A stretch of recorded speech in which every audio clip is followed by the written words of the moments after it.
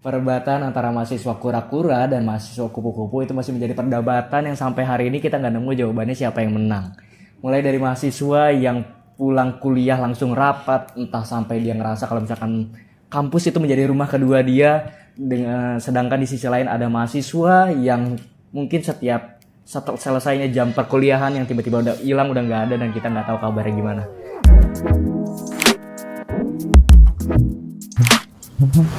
Oke, jadi di sebelah saya sekarang sudah ada dua teman saya dari perwakilan dua kubu antara kubu kupu kura-kura dan kubu kupu-kupu. Di samping gue sudah ada Iqbal. Halo. Dan juga Dito. Oke, sekarang gue mau nanya, menurut kalian mahasiswa kupu-kupu itu mahasiswa yang gimana sih dari perspektif kalian masing-masing? Mulai dari gue yang kupu-kupu ya.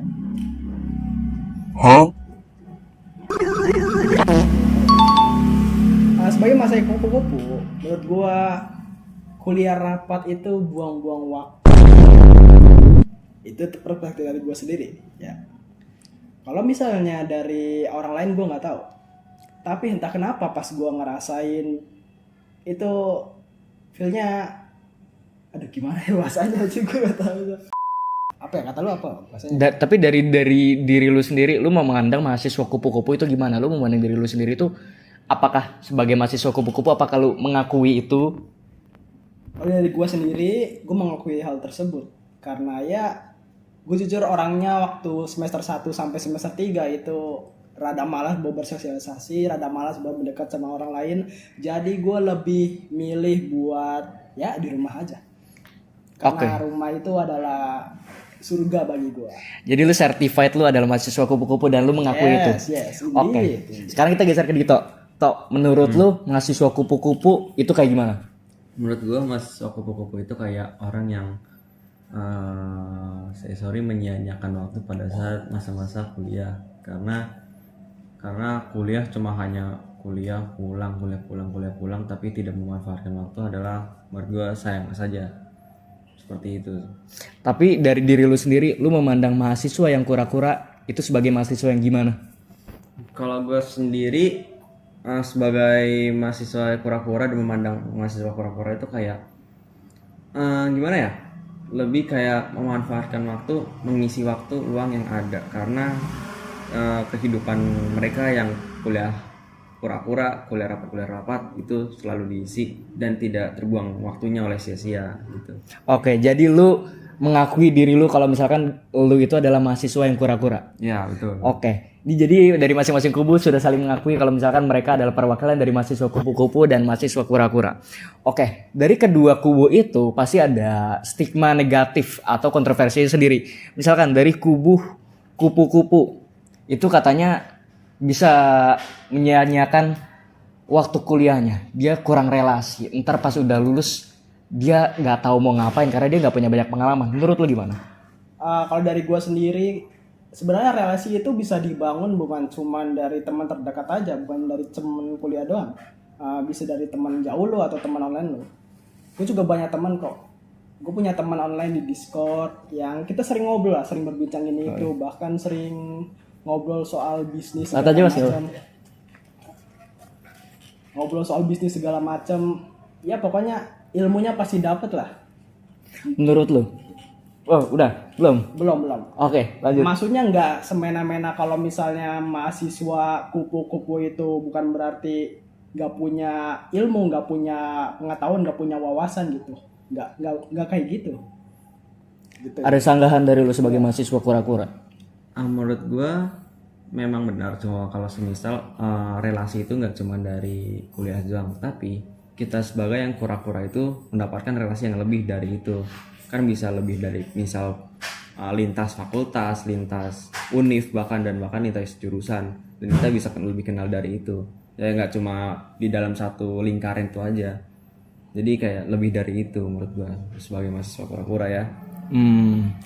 Tapi di sisi lain ya, mahasiswa kura-kura juga punya stigma negatifnya sendiri. Katanya mahasiswa kura-kura itu cenderung bikin IPK-nya anjlok, entah dia telat lulus, kuliahnya gak fokus. Menurut lu sebagai mahasiswa kura-kura itu gimana? Menurut gue itu tergantung pribadi orangnya. tergantung bagaimana orang itu memanajemen waktunya.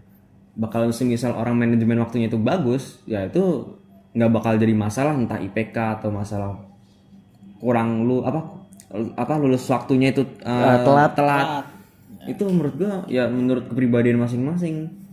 Ada yang kalau misal manajemen waktunya oke, itu juga oke. Kayak contoh saja ada ketua BEM Universitas Mercubuana ya, BEM Vkom itu angkatan 2021 kalau nggak salah. Dia lulus 3,5 tahun, dia lulus tepat waktu. Tapi dia sebagai juga menjabat menjadi ketua BEM Vkom. Ketua BEM. Bahkan ketua BEM. Itu menurut gua dia lulus tepat waktu dan itu dia nggak terganggu gitu lah masalah kuliah dan masalah organisasi dia gitu. Jadi itu mematahkan stigma negatif tentang mahasiswa kura-kura. Betul. Dari lu sendiri mahasiswa kupu-kupu, tanggapan lu tentang kontroversi kalau misalkan mahasiswa kura-kura itu bikin IPK anjlok dan juga lulus telat itu gimana? Sebenarnya gue sependapat sama si Dito lagi ya. Itu tergantung dari orangnya masing-masing. Kalau misalnya orang emang pengen fokusnya organisasi mulu, ya pikiran dia runyam jadinya. Jadi susah, manajemen waktunya juga susah. Ya dia harus pintar-pintar nge-manage waktu dia lah. Entah itu dari cara dia belajar, cara dia organisasi. Pokoknya harus pintar-pintar lah kayak gitu. Oke. Kayak gitu sih. Jadi walaupun kalian dari dua kubu yang berbeda, tapi kalian tidak 100% membenarkan kontroversi yang tersebar di kalangan mahasiswa ya. Oke. Dari situ balik lagi, kenapa kalian berdua memilih untuk menjadi mahasiswa kura-kura atau mahasiswa kupu-kupu? Dari gue dulu ya. Boleh. Kalau dari gue dulu, gue awalnya waktu mau awal kuliah itu pengen ikut organisasi kayak Dito. Cuman karena keterbatasan waktu dan tempat saja yang menghalangi gue buat melakukan organisasi. Gue di kampus cabang Menteng, dan di pusatnya itu ada di Meruya. Dan kalau misalnya gue kesana mondar-mandir itu benar-benar cukup jauh. Dan awalnya gue pikir organisasi itu bisa dilakuin di kampus cabang Menteng. Makanya waktu itu gue benar-benar excited banget buat organisasi, pengen nyoba lah karena di SMK ya jujur gue nggak pernah lakuin organisasi juga, dan gue pengen nyoba di kuliah. Dan kenyataannya ya gue harus ke kampus pusat gitu, jauh banget ujung-ujungnya ya kan. Nah hal itu yang ngebuat gue jujur rasa malasnya ada, dan sebenarnya rasa buang-buang waktunya ada buat gue sendiri ya. Dan ditambah lagi rumah gue itu cukup jauh sebenarnya dari kampus pusat ini, di Cakung. Kalau misalnya naik motor itu kurang lebih ya 30-40 menit. Kalau misalnya naik kereta itu hampir 1 jam. Dan kalau misalnya gue naik Transjakarta atau naik transportasi umum lainnya, itu bisa sampai 2-3 jam. It's pure chaos for me. Oke, jadi sebenarnya menjadi mahasiswa kupu-kupu itu awalnya bukan pilihan lu. Yes. Karena keadaan yang membuat lu akhirnya memilih buat jadi mahasiswa kupu-kupu. Benar. Oke. Tadi lu bilang lu punya alasan kalau misalkan rumah lu jauh. Kita tanya kepada Dito, rumah lu di mana, Toh? Rumah gue Bekasi. Kenapa lu akhirnya memutuskan buat jadi mahasiswa kura-kura padahal rumah lu jauh, lebih jauh dari Iqbal? Jadi alasan gue memilih kura-kura adalah karena gue sadar kalau semisal gue kuliah tuh nggak cuman kuliah pulang, yang bahkan gue menghabiskan waktu kayak hanya buat di rumah doang. Itu gue kayak menurut gue kayak nggak bisa nih, gue harus melakukan sesuatu di kampus. Dan dan gue sadar kalau semisal rumah gue Bekasi dan seluruh kegiatan di Meruya Jakarta Barat, sedangkan gue juga anak cabang, anak Menteng. Dan gue pun terbenak dalam pikiran gue kayak kalau semisal gue pengen melakukan organisasi, gue kudu effort, dan gue terima effort itu. Mulai dari PP 2 jam, 4 jam, mulai dari terus naik motor, naik transum, tapi lebih sering naik motor sih jujur. Dan gue sadar atas keterbatasan itu, cuman kan gue pengen ngerasain juga secara organisasi di kampus tuh kayak gimana meskipun agak jauh. Dan itu emang gue menerima resiko itu, entah itu jauh, entah itu capek, dan itu gue tahu. Tapi gue rasa gue juga pengen bagaimana rasanya kura-kura itu. Oh, jadi lu pengen berusaha sebaik mungkin buat bisa memanfaatkan masa-masa kuliah lu, ya, walaupun di sisi lain ada banyak yang harus dipertaruhkan. Benar. Oke. Tadi kan lu sempat bilang kalau misalnya kita ngomongin masalah kura-kura, ada yang bilang katanya itu bikin IPK anjlok, ntar telat lulusnya. Tapi kata lu itu tergantung orangnya, tergantung gimana dia manage kehidupannya, manage waktu dia buat belajar, waktu dia buat organisasi. Buat lu sendiri gimana cara lu manage kehidupan kuliah lu dan juga kehidupan rapat-rapat lu itu, apalagi dengan kehidupan mungkin lu sekarang yang udah mulai dewasa, lu punya kesibukan sendiri selain kuliah, itu gimana? Kalau gue sendiri, gue memprioritaskan mana yang lebih penting, mana yang enggak, dan mana deadline yang lebih dekat, mana deadline yang lebih lambat. Kayak lebih contoh waktu pas ada ada kegiatan dari BEM Vkom, itu adalah Disnatalis, itu ulang tahun Vkom yang ke-32 tahun. Itu gue memanajemen waktu bagaimana gue harus ngurus tugas kuliah, mana tugas organisasi. Itu dari 3 hari sebelumnya atau 7 hari sebelumnya, gua itu menyelesaikan mata kuliah kalau nggak salah kuantitatif. Itu gua harus menyelesaikan kuantitatif dulu, dan ada satu mata kuliah lagi, jujur gue lupa, tapi kalau nggak salah mata kuliahnya namanya interaktif multimedia broadcasting, itu membuat website. Itu gua harus membuat 3 hari sebelum waktu itu Disnatalis. Jadi gue kelarin dulu nih tugas sebagai mahasiswa, tugas kuliah. Nah setelah itu baru gue terjun ke organisasi, deadline-nya gue kerjain. Pokoknya bagaimana memprioritaskan waktu. Kalau gue pribadi, gue lebih bagaimana prioritas mana yang lebih genting, mana yang lebih enggak, mana deadline yang lebih dekat dari deadline yang harusnya, mana yang lebih agak senggang gitu. Jadi sebenarnya tadi apa yang dibilangin sama Iqbal, kalau misalkan jadwal bakal chaos sih bener ya. Tapi itu tergantung bagaimana cara Dito buat manage itu semua. Walaupun sebenarnya masih terdengar sangat chaos, tapi lu sendiri pernah gak sih, walaupun lu udah tata sebaik mungkin, tapi lu di tengah-tengah tetap burn out?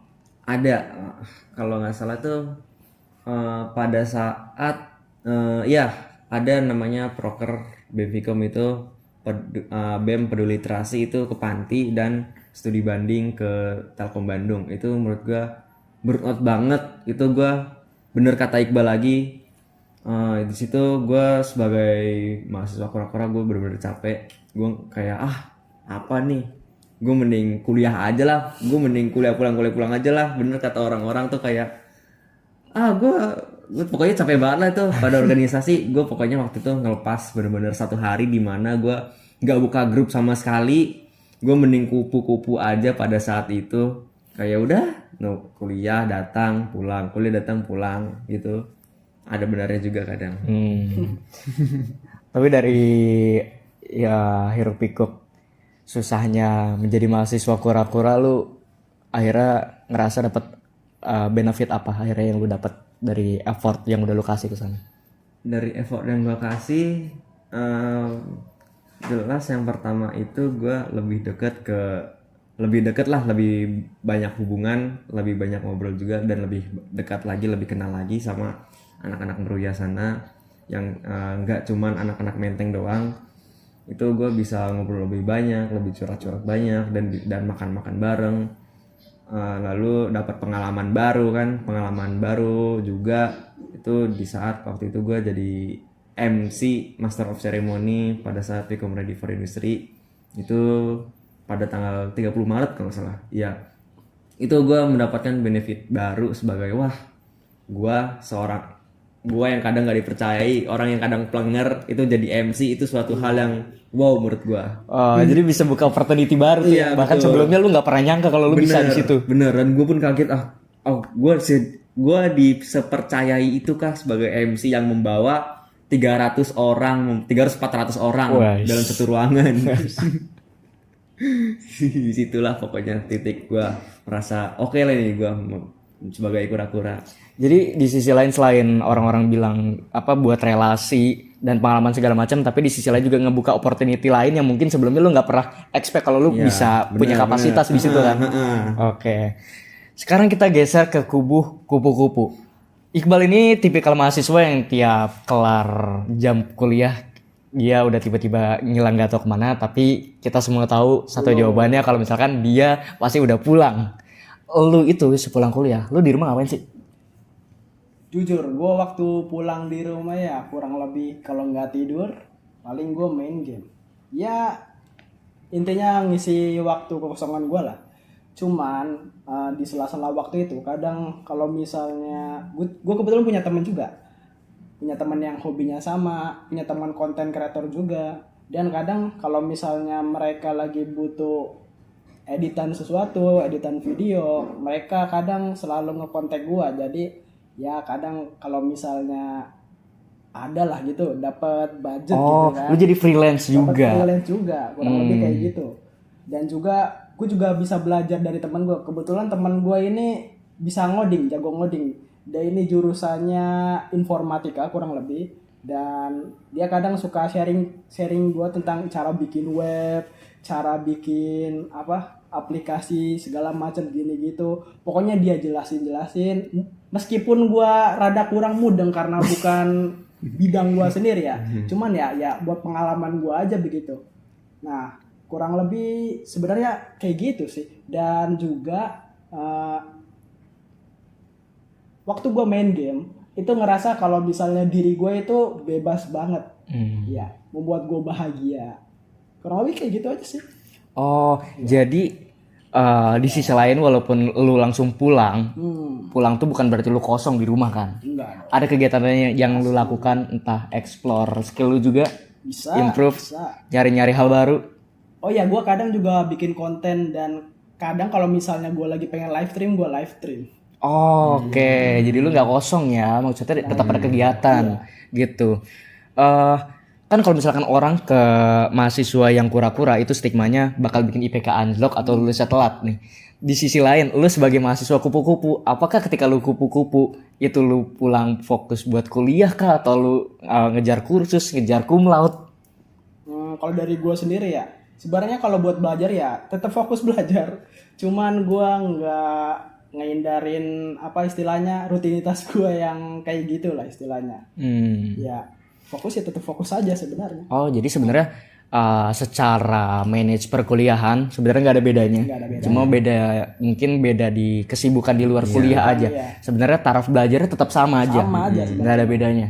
Mungkin dari segi effort Dito lebih effort dari gua karena dia kan juga organisasi dan kebetulan gua versi lebih low effortnya aja gitu. Karena lu nggak punya tanggung jawab yang lebih berat daripada Dito. Bener. Jadi ketika ada satu tugas kuliah yang mengharuskan kita meluangkan waktu lebih banyak, lu lebih gampang buat meluangkan waktunya. Betul. Sedangkan lu mungkin harus bisa kompromi dengan kegiatan lu yang lain. Betul. Gitu. Kurang lebih kayak gitu. Tapi lu nggak lu ngelihat lu yang udah semester 4 ini lu ngelihat teman-teman lu pada fokus organisasi lah, entah pas pulang mereka pada bilang gue mau rapat, gue ada kumpul dulu sama ini, gue besok ada kegiatan ini, lu nggak pernah iri kah? Kalau dibilang iri sih enggak juga sebenarnya, tapi gue pengen ngerasain aja gitu rasanya organisasi itu kayak gimana, kurang lebih ya gue nggak pernah ngerasain, jadi gue pengen ngerasain aja. Tapi karena dari diri gue sendiri masih belum punya kemauan untuk ngelakuin hal tersebut, ya susah juga. Jadi lu mungkin lebih ke penasaran mereka ini sibuknya ngapain gitu. Apa sih organisasi itu sebenarnya? Lu lebih ke penasaran, lu pengen tahu aja nih orang-orang sibuk nih pada ngapain nih. Lebih ke penasaran ke sana. Balik malam, ngapain sih orang-orang kira-kira ya? Kalau gua kan di rumah, ya kalau nggak main game paling ngobrol sama temen gua di Discord ya kan. Atau enggak versi yang paling buang-buang waktunya nge-scroll TikTok atau nge-scroll Reels gitu. Ya paling kayak gitu sih. Nah gue penasaran aja orang organisasi gitu balik malam, bahkan ada yang balik pagi tuh, anjir gue bingung. Padahal nggak dikasih duit loh. Ada bener ya, ada bener ya. Gitu. Setuju kan itu. Tapi apakah lu sebagai mahasiswa kupu-kupu ini adalah sebagai cara lu buat main aman, lu buat ngejaga mental health lu biar lu nggak sibuk dan lu nggak burn out di tengah-tengah perkuliahan ini? Mungkin dari diri gue sendiri sih ya kurang lebih kan karena gue ini introvert dan orangnya itu susah bergaul sama orang, ya cara paling aman gue sendiri ya udah jadi kupu-kupu. Kayak gitu. Tapi IPK aman dong. Alhamdulillah IPK aman dong. Aman. Alhamdulillah. Jadi sebenarnya nggak ada pengaruh besar ya ke perkuliahan ya. Itu tergantung kepribadiannya masing-masing. Tergantung mindset. Jadi walaupun mahasiswa kupu-kupu dia belum tentu dia nggak punya relasi. Di sisi lain mahasiswa kura-kura juga belum tentu kuliahnya berantakan. Iya. Oke. Tapi katanya nih stigma buat mahasiswa organisasi mereka bangga-banggakan tuh biasanya katanya HRD itu lebih melek mahasiswa yang pernah pengalaman berorganisasi. Apakah itu jadi salah satu alasan lu buat akhirnya mengorbankan banyak waktu lu ke organisasi? Kalau menurut gua mungkin beberapa perusahaan mungkin ya memang melek ke dalam organisasi. Cuman kadang gue juga scroll lihat kayak ini perusahaan juga nggak mandang organisasi, kayak yang penting pengalaman. Cuman kayak walaupun seenggaknya pengalaman organisasi itu tidak bisa dibawa ke perusahaan, tapi kayak seenggaknya gue bisa melakukan hal yang memang dibutuhkan dalam bidang industri. Tetapi bukan berarti gue tidak mau lepas tangan kayak gue nggak mau sebagai anak organisasi lagi, nggak mau sebagai anak kura-kura. Cuman kayak gue juga pengen meluangkan waktu gue juga pengen effort ke sesuatu hal yang emang bidang di organisasi gue itu. Tapi di sisi lain kalau misalkan HRD itu lebih banyak mandang kepada mahasiswa yang punya pengalaman berorganisasi, dengan lu sendiri yang mungkin di rumah lebih banyak ngasah skill lu sendiri, lu apakah lebih percaya diri dibandingkan teman-teman yang punya pengalaman organisasi mungkin di luar sana? Kalau dari diri gue sendiri, kalau misalnya ada pekerjaan yang emang sesuai bidang gue dan gue bisa ngelakuin hal tersebut, why not gitu, ya kan? Dan lu tetap punya skill. Gue punya skill. Jadi buat apa kalau misalnya takut? Kalau misalnya emang HRD butuh orang yang berpengalaman organisasi, berarti bukan gue orangnya. Kalau misalnya HRD emang butuh orang yang berpengalaman, yang punya skill, berarti gue orangnya. Kurang lebih kayak gitu. Iya. Jadi semuanya ada kriterianya masing-masing lah ya. Masing-masing. Enggak tentu orang yang ikut organisasi itu unggul di dunia industri, belum tentu juga orang yang punya skill yang diasah juga bisa lebih unggul daripada orang yang berorganisasi. Tapi kalau orang yang berorganisasi terus punya skill, apalagi punya pengalaman, wah itu udah overpower banget. Ada benernya. Tapi balik lagi, effort buat jadi mahasiswa kura-kura gak gampang, sedangkan lu buat bisa mengasah skill sebagai mahasiswa kupu-kupu juga gak gampang ketika disandingkan dengan mahasiswa kura-kura. Gitu. Oke, kayaknya udah lumayan panjang nih obrolan kita. Gua pengen kalian ngasih pesan mungkin buat mahasiswa yang masih bingung mau jadi mahasiswa kupu-kupu atau jadi mahasiswa kura-kura. Boleh, siapa dulu? Ya, Iqbal dulu boleh? Apa ada Kalau dari gua dulu, teman-teman di luar sana, buat kalian yang pengen jadi mahasiswa kupu-kupu, ya sebenarnya nggak apa-apa kalian jadi mahasiswa kupu-kupu, cuman cobalah kalian cari relasi di luar, atau nggak kalian punya teman-teman di luar sana, kalian diskusiin lah sama teman-teman kalian, pokoknya perbanyak relasi lah di luar sana. Dan juga asah skill kalian sebanyak mungkin meski kalian gak berorganisasi, karena skill itu pasti bakal diperluin di masa depan nanti, begitu teman-teman. Oke, jadi buat teman-teman mahasiswa kupu-kupu jangan insecure ya. Jangan insecure. Walaupun mungkin dibilang kurang bergaul, gak punya relasi. Sebenarnya di sisi lain masih banyak yang bisa kita asah sebagai mahasiswa kupu-kupu. Betul. Oke, dari lu Tok sebagai mahasiswa kura-kura. Dari gua sebagai mahasiswa kura-kura tentunya jaga image kalian, jaga relasi kalian terhadap orang-orang di organisasi kalian, dan tetap semangat juga kejar dua hal, aspek organisasi, aspek kuliah, dan tidak meninggalkan salah satunya. Dan tetap juga berorganisasi yang sehat, dan jangan organisasi yang benar-benar gak sehat buat kalian dan merugikan buat kalian. Dan organisasinya juga yang bagus juga, dan jaga image juga. Pokoknya tetap semangat untuk orang-orang yang pengen kura-kura, dan tentunya siapkan effort kalian. Tapi kita lanjutkan perdebatan antara mahasiswa kupu-kupu dan mahasiswa kura-kura. Jadi yang mana yang lebih baik? Sebenarnya tergantung dari orangnya sih. Tergantung orangnya. Tergantung orangnya. Oke, jadi bisa kita simpulkan kalau misalkan perdebatan antara mahasiswa kupu-kupu dan mahasiswa kura-kura itu lebih mana yang baik. Sebenarnya tergantung orangnya. Ketika kita bisa manage kesibukan kita, entah di kuliah, di pekerjaan, entah di kehidupan kita, itu nggak apa-apa kita buat jadi mahasiswa kura-kura selagi kita masih punya kapasitas di sana. Kita masih bisa manage perkuliahan. Sangat-sangat Jangan sampai kita lupa sama prioritas kita. Nah, Buat teman-teman mahasiswa kupu-kupu juga nggak apa-apa buat jadi mahasiswa kupu-kupu ketika kita pulang nggak kosong, nggak kosong. punya kegiatan ada juga, kegiatan gitu. entah freelance, kita ngasah skill lain, relasi juga kan nggak cuma bisa dicari di kampus ya. Betul. Jadi ilmu juga sebenarnya bisa datang dari mana aja, nggak harus dari organisasi, nggak harus di kampus, nggak harus di tempat yang sifatnya akademik, tapi di luar situ juga banyak. Oke, dari teman-teman boleh nih komen kalian tim mahasiswa kupu-kupu atau mahasiswa kura-kura. Oke, kurang lebih kayaknya obrolan kita udah cukup panjang nih. Apakah masih ada yang mau dilanjutin lagi? Nah, kurang lebih sudah cukup sih. Cukup sih, aman sih. Ada pesan-pesan lebih? Tetap semangat teman-teman semuanya. Kurang lebih kayak gitu Ya sih. pokoknya tetap semangat. Bagaimana cara menentukan kehidupan kalian di kampus, mau kupu-kupu, mau kura-kura, dan bagaimana cara mengimplementasikannya. Yang nentuin masa depan kalian adalah kalian sendiri. Oke, sip. Ini dia beberapa pesan dari teman-teman keren kita ini. Oke, terima kasih buat Iqbal dan juga Dito sudah mau diajak berbincang masalah perdebatan yang gak pernah selesai ini. Terima kasih buat teman-teman yang udah menyimak obrolan kita. Semoga podcast ini ada isinya. Kalian boleh komen di bawah. Selanjutnya kita boleh memperdebatkan masalah lain. Kita cari narasumber yang bisa punya kompetensi di bidang yang kita debatkan nanti. Sip, terima kasih buat teman-teman yang sudah nonton. Sampai jumpa. Bye-bye. Bye.